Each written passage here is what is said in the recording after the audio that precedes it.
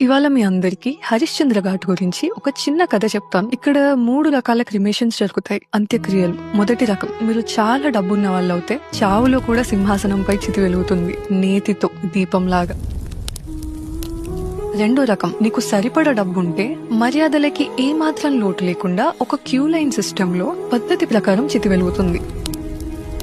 ఇప్పుడు మూడో రకం, అనాథ శవం. పైన 2 రకాల వాళ్ళని తెల్ల బట్టలో చుడితే వీళ్ళని మాత్రం నల్ల బట్టలో చుడతారు. ముహూర్తం, ఆచారం ఏమీ ఉండవు. వాళ్ళ గడువు కోసం ఎదురు చూస్తూ ఉంటారు. కాటి కాపరికి కాస్త టైం దొరికినప్పుడు, వాటికలో కాస్త స్థలం ఖాళీగా ఉన్నప్పుడు అనాథ శవాలను అన్నిటిని ఒకే చితి పైన పేర్చి దానం చేస్తారు.